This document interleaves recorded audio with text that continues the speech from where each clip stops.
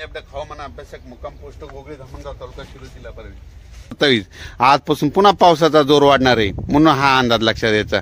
परत सर्व शेतकऱ्याला सांगू इच्छितो की राज्यात एकंदरीत परिस्थिती बघितली तर राज्यामध्ये सांगायचं झालं तर राज्यामध्ये जवळपास त्याच्यानंतर 30, 31 आणि 1 ऑगस्ट आणि 2 ऑगस्ट पुन्हा एकदा पाऊस येणार आहे म्हणून हा अंदाज लक्षात घ्यायचा।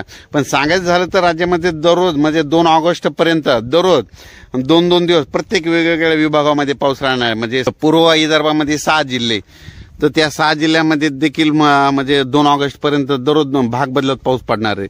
त्याच्यानंतर पश्चिम विदर्भामध्ये 5 जिल्हे तर पश्चिम विदर्भामध्ये 5 जिल्ह्यामध्ये देखील दररोज 2-2 दिवस वेगवेगळ्या भागात चांगल्या स्वरूपाचा पाऊस मुक्काम करत राहणार आहे म्हणून हा अंदाज लक्षात घ्यायचा। आठवड्यात देखील हा पाऊस असा चालू राहणार आहे। काही काही ठिकाणी जोरात, काही काही ठिकाणी रिमझिम, कुठं पाणी वाहणारा असा, काही ठिकाणी पेंडवलता असा पाऊस राहणार म्हणून हा अंदाज लक्षात। त्याच्यानंतर पश्चिम महाराष्ट्र आणि कोकण पट्टीकडे म्हणजे पाऊस राहणार आहे म्हणून हा अंदाज लक्षात येतो।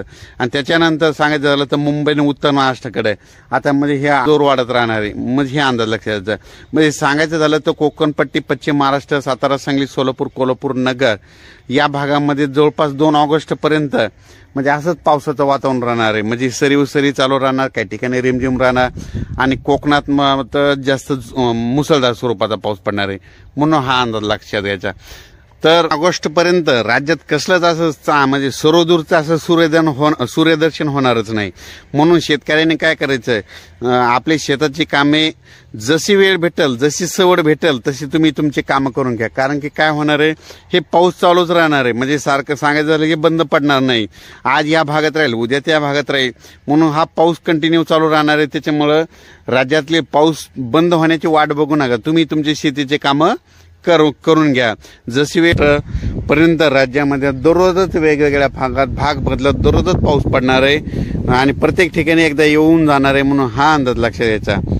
अचानक वातावरणात बदल झाला तर लगेच एक मेसेज दिला जाईल, पण तरी पण राज्यामध्ये हे पावसाचं सत्र म्हणजे 2 ऑगस्ट पर्यंत चालूच राहणार आहे। धन्यवाद।